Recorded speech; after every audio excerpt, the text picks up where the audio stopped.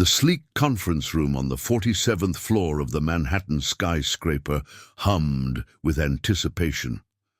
12 of Wall Street's most influential venture capitalists sat around the polished oak table, their attention fixed on the presentation screen. Marcus Oliveira, 29, stood at the head of the table, the subtle confidence in his posture betraying none of the anxiety he'd felt when he'd first pitched his startup in a cramped Brooklyn incubator space 5 years earlier.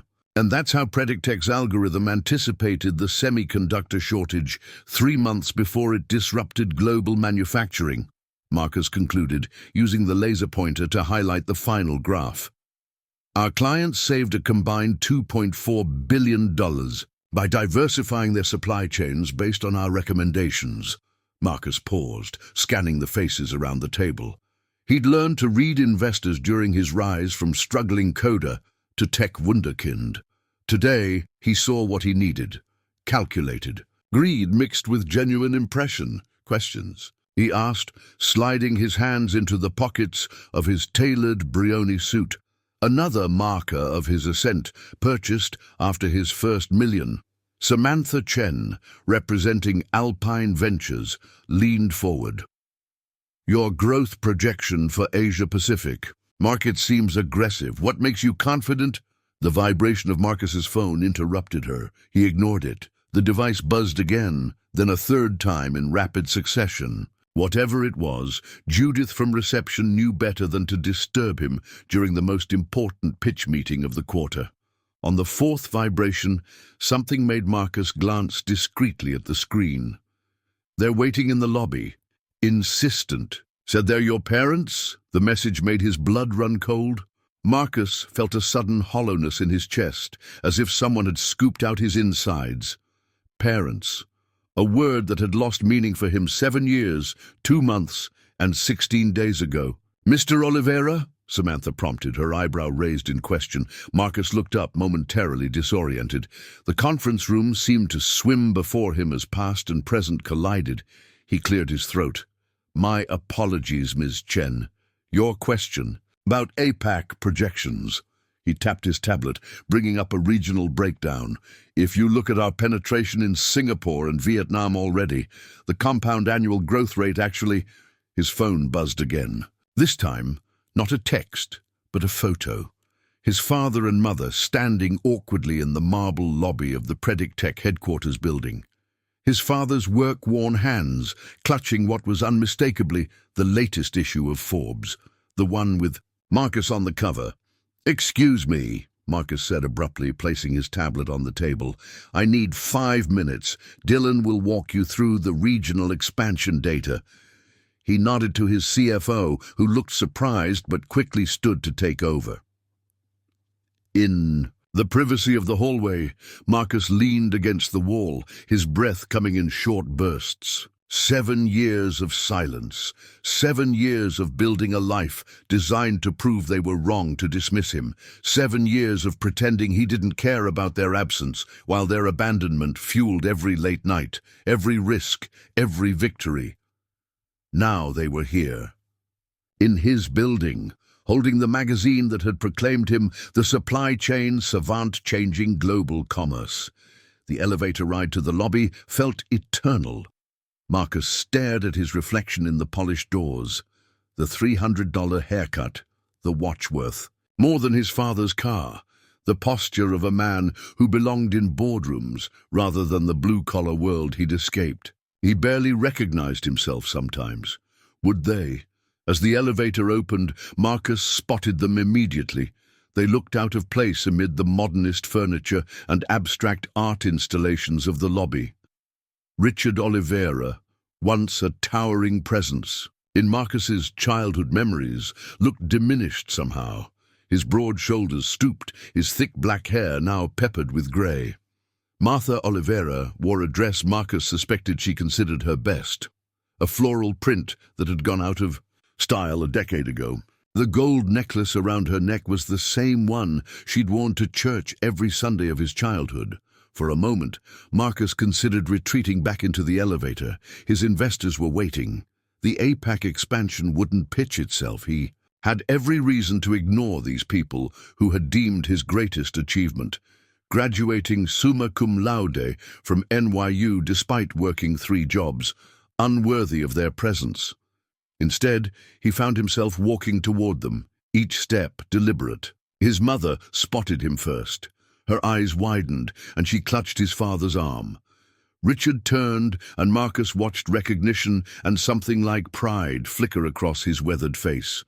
"Marcus," his mother breathed, taking a half-step forward, before stopping herself. "You look so handsome." Marcus felt his carefully constructed professional mask slip into place. "What are you doing here?" His voice was even, betraying none of the turmoil beneath. His father raised the magazine slightly. "We saw. This came in the mail, a subscription your mother never cancelled." He swallowed hard. "Our son, on the cover of Forbes. And you thought what? That now would be a good time to reconnect?" Marcus kept his voice low, aware of the receptionist pretending not to listen. 7 years. You couldn't make it to my graduation, but you can interrupt the biggest investor meeting of my quarter."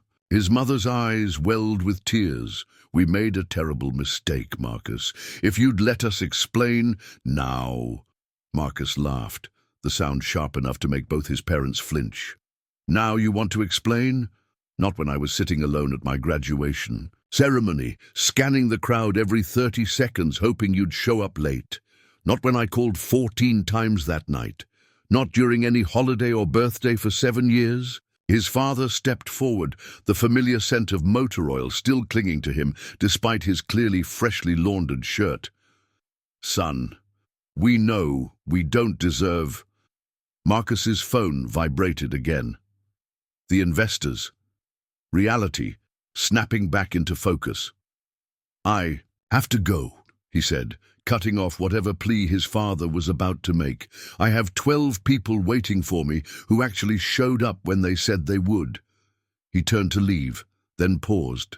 Something, perhaps the crushed look on his mother's face, or the way his father's hand trembled slightly as it held the magazine, made him add, "I'll be done in 40 minutes. If you're still here, we can talk. If not—" He shrugged. "Well, it wouldn't be the first time you didn't stick around." As the elevator doors closed, Marcus closed his eyes. The pitch.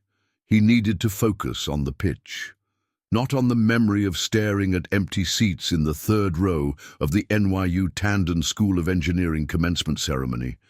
Not on how he'd left. His graduation dinner early, unable to bear the pitying looks from friends whose parents had traveled from across the country, across the world, in some cases, to watch their children cross the stage. He had 40 minutes to secure $75 million in Series C funding. Whatever ghosts had walked into his lobby would have to wait. The dean's voice echoed through the vast auditorium of the NYU Tandon School of Engineering. Marcus rose from his seat, heart pounding as he straightened his graduation gown.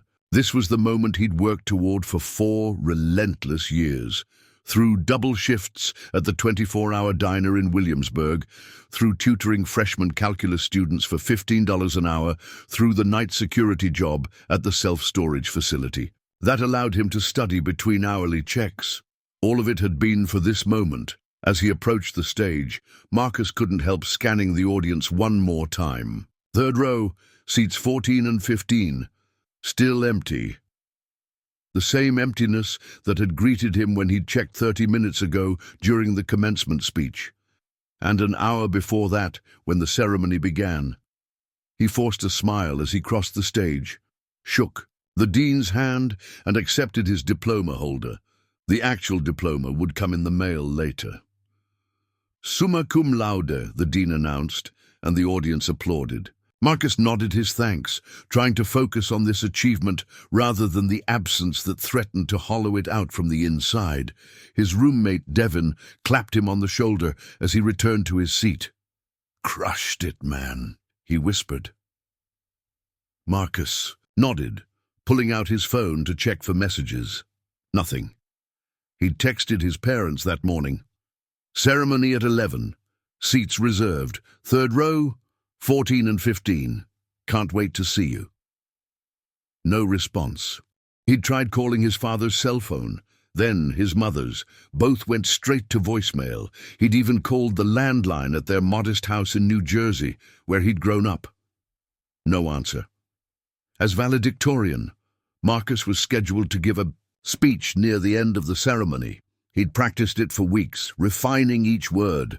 A speech about perseverance, about how his parents' example as immigrants who'd built a life from nothing had inspired him to push through the toughest challenges. And now to deliver the valedictory address, Marcus Oliveira, graduating summa cum laude with a Bachelor of Science in Computer Science and a minor in Data Analytics.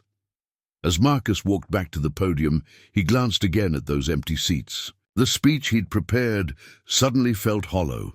He took a deep breath and began speaking, his words echoing through the auditorium. He talked about perseverance, about seizing opportunities, about the future of technology. But he never once mentioned his parents or their influence. Those references had been deleted from his speech 10 minutes earlier, edited out on his phone while pretending to listen to the commencement speaker. After the ceremony, as families gathered for photographs on the campus lawn, Marcus stood alone, still checking his phone. Devin's parents invited him to join them for dinner, their eyes full of the pity he couldn't stand. "I'm meeting my folks later," he lied. "Thanks, though." Instead, he took the subway back to the apartment he shared with 3 other students, changed out of his graduation gown, and continued calling his parents. Every hour, on the hour, until midnight. No answer. It was 3 days later when he finally received a text message from his father's number. "Couldn't make it. Car broke down. Mom not feeling well. Proud of you, son." 31 characters to explain missing the most important day of his life. No apology, no phone call, just a text that arrived 72 hours too late. That night, Marcus sat on the edge of his bed, staring at the text message until his vision blurred. Then, with methodical precision, he deleted his parents' contact information from his phone. He logged into social media and blocked their accounts. He packed the few childhood photos he had kept in his small Brooklyn apartment into a box and pushed it to the back of his closet. If they could erase the most significant moment of his academic life, he could erase them from his future. The next morning, Marcus walked into the tech startup incubator in Williamsburg with his senior project prototype, an algorithm that could predict supply chain disruptions by analyzing seemingly unrelated global data patterns, and asked for 5 minutes with any investor who would listen. "What's your motivation?" asked the first angel investor who took interest in his project, a former Wall Street trader named Helen Kim. "Why this problem? Why now?" Marcus thought about the empty seats, about the unanswered calls, about the dismissive text message. "Because I want to build something undeniable," he answered. "Something so valuable that its worth is self-evident." Helen had studied him for a moment, then nodded. "That's a dangerous motivation, you know. Building to prove something to others rarely leads to sustainable success." "I'm not building to prove something to others," Marcus had replied, the lie coming easily to his lips. "I'm building because the problem fascinates me." That night, alone in his apartment after his roommates had moved out post-graduation, Marcus opened his laptop and began coding. If his parents had taught him anything through their absence, it was that he could only truly rely on himself.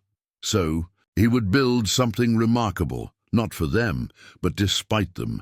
Each line of code felt like another brick in the wall between his past and his future. Each algorithm, each data model, each innovative solution to the complex problem of predictive supply chain analytics pushed him further from the boy who had scanned an auditorium desperately hoping to see his parents walk in. When Predictech secured its first $250,000 in seed funding 6 months later, Marcus didn't call his parents with the news. when the prototype prevented a major automotive manufacturer from experiencing a catastrophic parts shortage, saving them millions and generating the first major press coverage of his fledgling company, he didn't send them the article.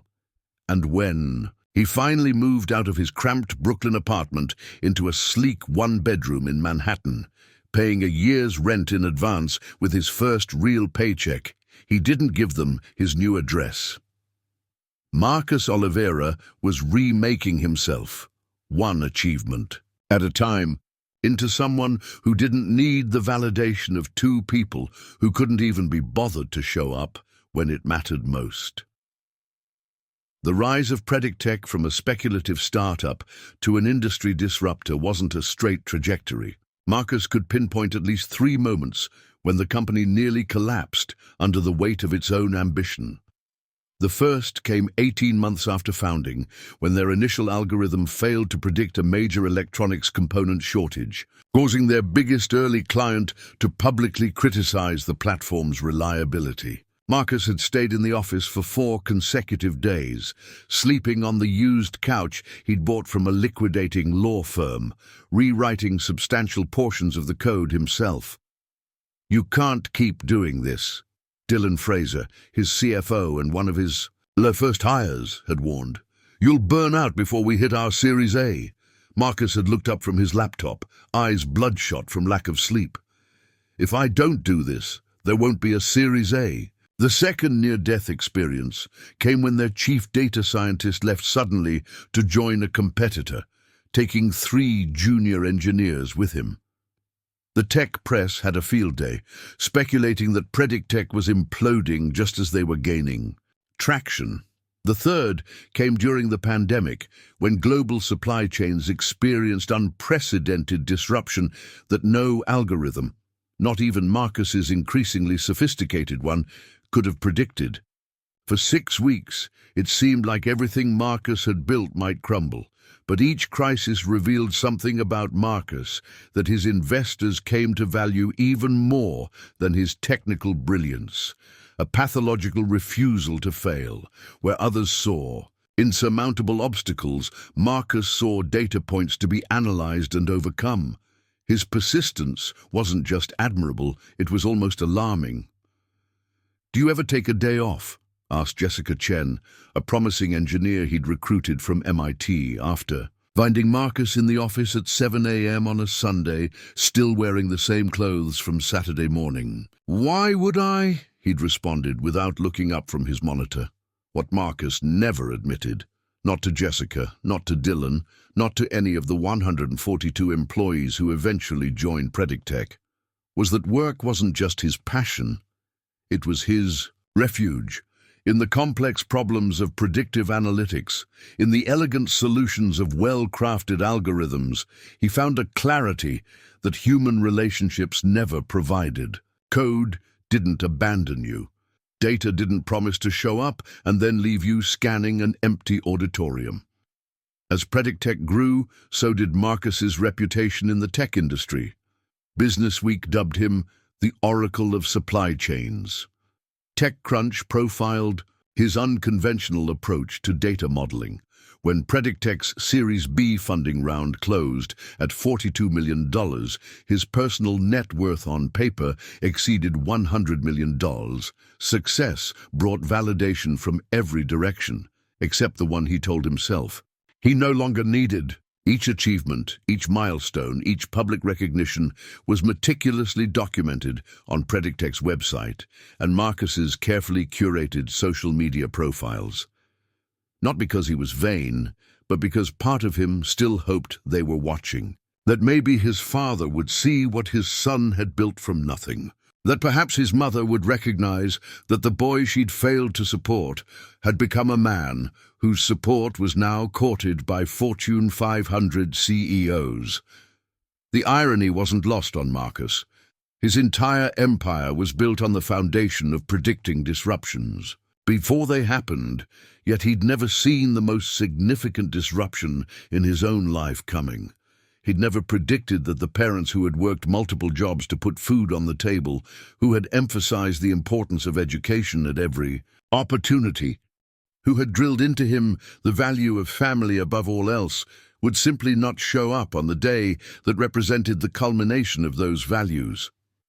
When Forbes reached out about featuring him in their 30 Under 30 issue, Marcus initially declined. He'd already been profiled in most major business publications. Another article seemed redundant. "You don't understand," his publicist had insisted. "They're not putting you in the list. They want you on the cover." The photo shoot took place in Predictech's Manhattan office. The photographer positioned Marcus standing at the floor-to-ceiling windows, the New York skyline behind him, his posture conveying the confidence of someone who belonged among the city's towers of power. "Give me something authentic," the photographer had urged.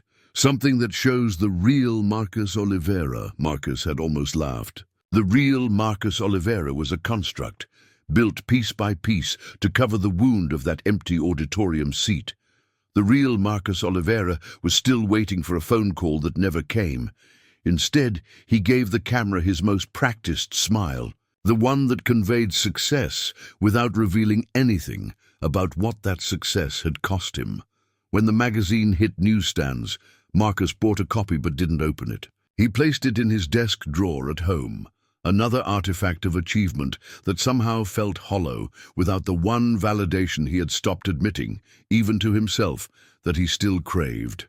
What Marcus didn't know, couldn't know, was that Forbes had a robust subscription base, that among those subscribers was Martha Oliveira, who had maintained a subscription originally purchased as a Christmas gift for her husband years earlier. That when she collected the mail from their modest New Jersey mailbox on a Tuesday afternoon, she would find her son's face staring back at her from the glossy cover, and that this discovery would propel Richard and Martha Oliveira to drive their aging Toyota to Manhattan, to walk into the gleaming lobby of Predictech headquarters, and to upend the carefully constructed narrative that had sustained their son through 7 years of determined ascent.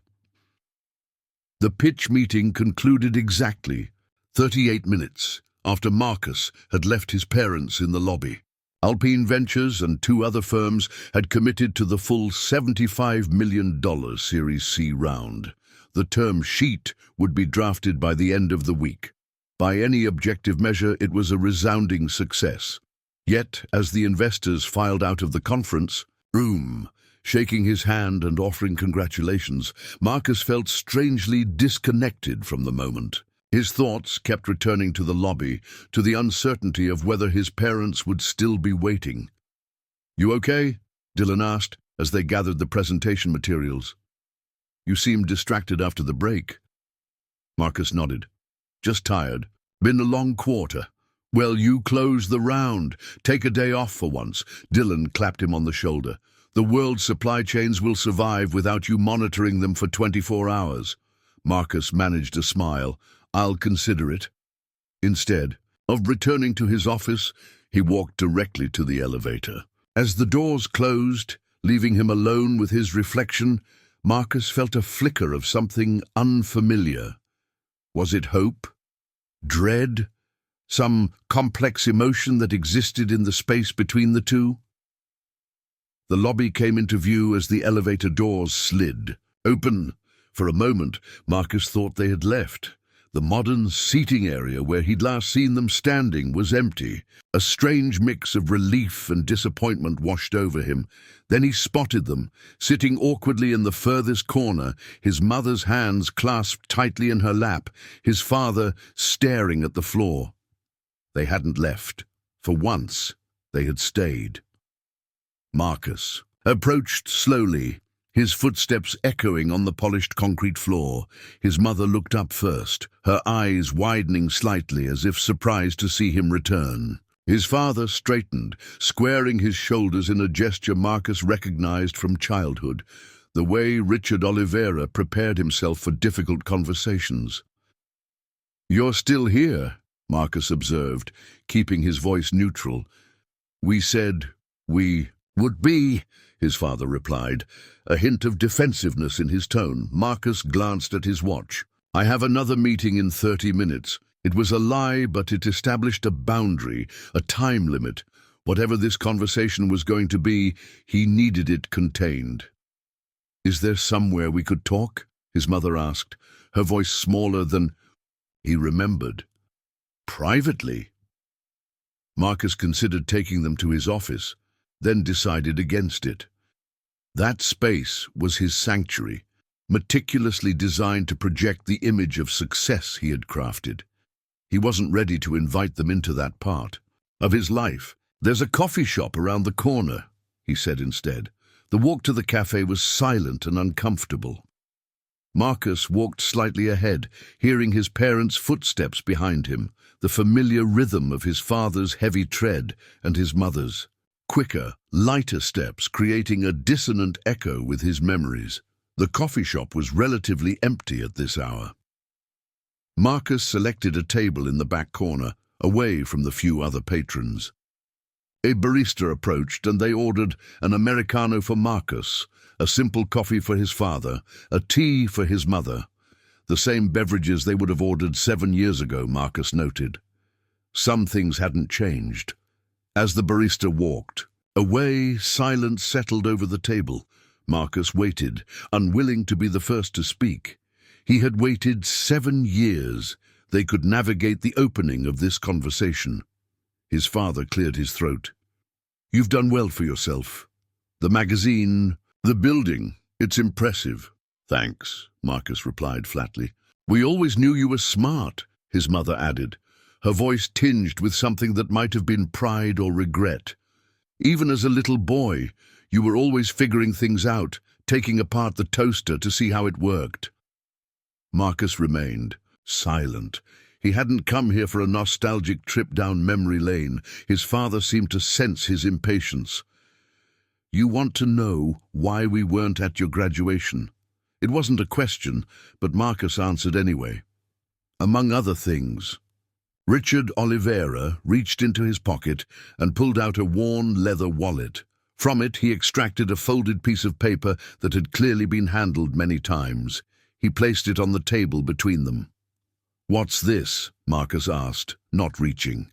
"For it, a doctor's report," his father replied, his voice suddenly hoarse. "Your mother's diagnosis, dated 3 days before your graduation." Marcus felt as if the floor had suddenly tilted beneath him. He stared at the folded paper, not touching it. "Stage 3 breast cancer," his mother said quietly. "They told me I needed to start treatment immediately. The oncologist had an opening for the first chemotherapy session. It was during your ceremony."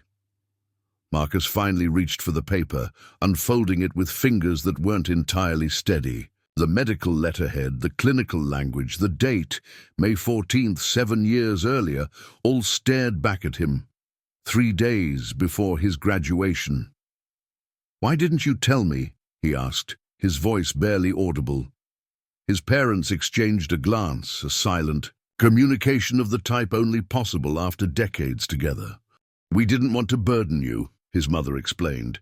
"You were graduating summa cum laude. You had job interviews lined up. We didn't want to overshadow your achievement with this." "Burden me," Marcus repeated, a bitter laugh escaping him. "So instead you just, what, decided not to show up? No call, no explanation, nothing for 3 days?" His father's weathered hands clenched on the table. "We made a mistake, a terrible mistake. I thought we were protecting you." "Protecting me?" The control Marcus had maintained began to crack. "Do you have any idea what it was like, sitting there, watching everyone else's family cheer for them, taking pictures, celebrating? I kept telling people you were just running late. I kept checking my phone, making excuses, and then nothing, for days." "I was in the hospital," his mother said softly. "The first round of chemo. It hit me hard. Your father was with me. We should have called. We should have told you." Her eyes welled with tears. "By the time I was stable enough, days had passed, and we didn't know how to explain. And then your father sent that stupid text." "I panicked," Richard admitted, shame evident in his voice. I didn't know what to say, how to explain, and then you cut us off. Changed your number, moved without telling us. We tried to find you, but what? Marcus demanded. But you clearly didn't want to be found, his father finished. And maybe we deserved that. The barista arrived with their drinks, the cheerful, service creating a jarring contrast to the weight of the conversation. They fell silent until she left. Marcus stared at the medical report, the reality of what he was reading slowly penetrating the armor he'd built around himself for 7 years. Are you okay now? He finally asked, looking at his mother. She nodded. 5 years in remission.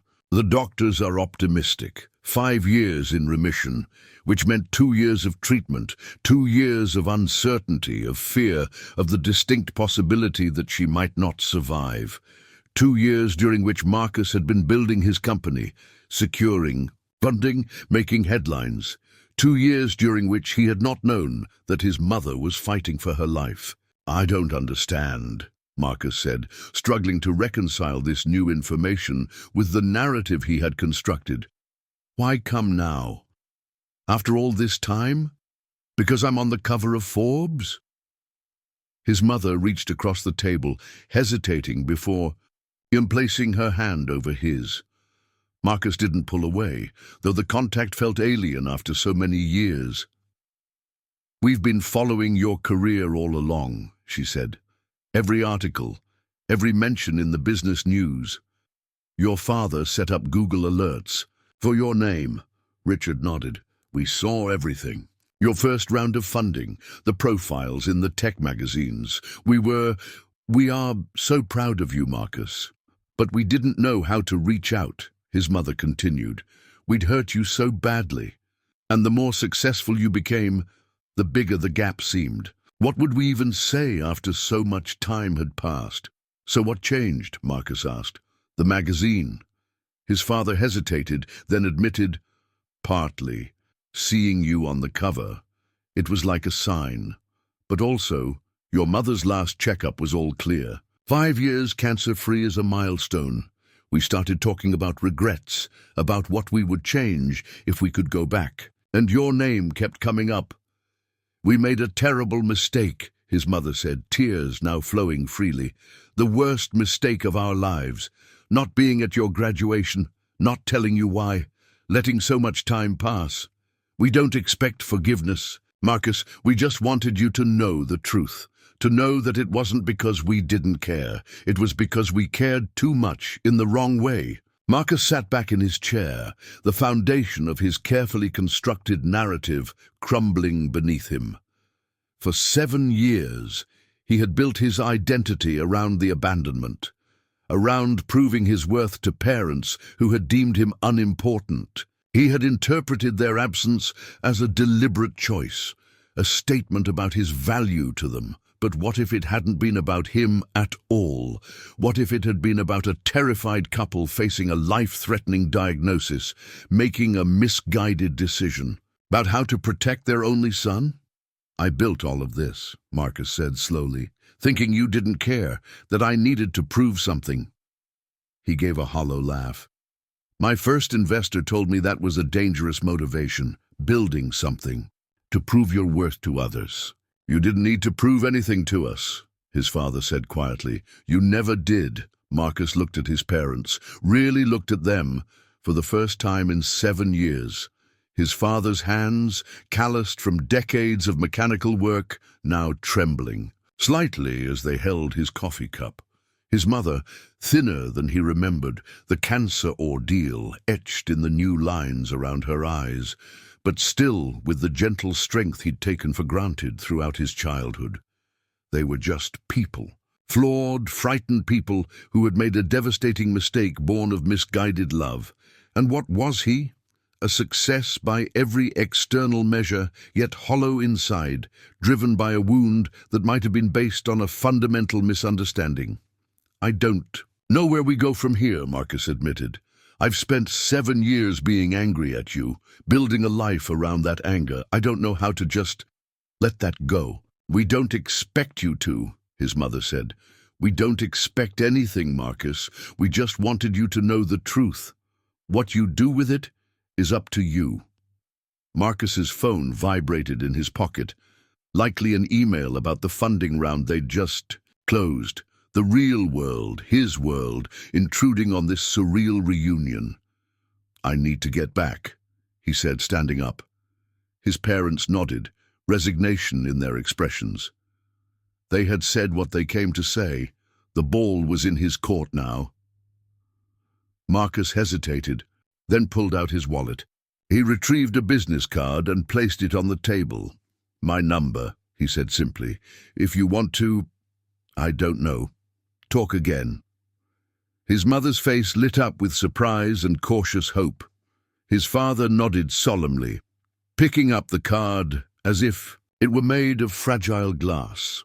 As Marcus walked back toward his building, away from the coffee shop where his parents remained seated, he felt oddly weightless. The anger that had fueled him for 7 years hadn't disappeared, but it had shifted somehow, making room for something else. Understanding, perhaps, or the beginning of forgiveness. His phone buzzed again. A text from Dylan. "Champagne in the conference room. Team celebrating the funding."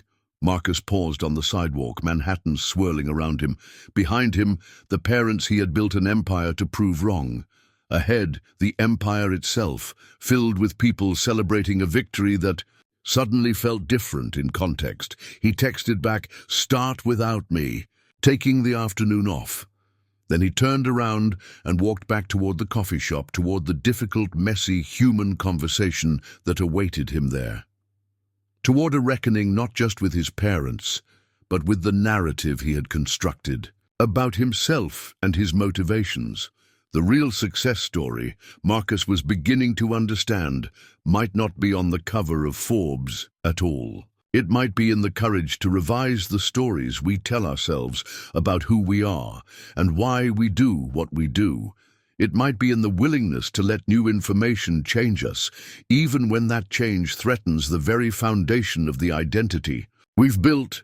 As he reached for the door of the coffee shop, Marcus caught his reflection in the glass. For the first time in 7 years, the man looking back at him didn't seem like a carefully constructed response to abandonment. He just looked like a son about to have coffee with his parents. If this story resonated with you, don't forget to subscribe to our channel for more powerful real-life narratives that explore family dynamics, success, and redemption. Hit the notification bell to never miss our weekly uploads of hour-long stories that dive deep into the complexities of human relationships. Share your own experiences in the comments below. Has miscommunication ever created years of distance in your life? Join our community today to explore the authentic human experiences that connect us all.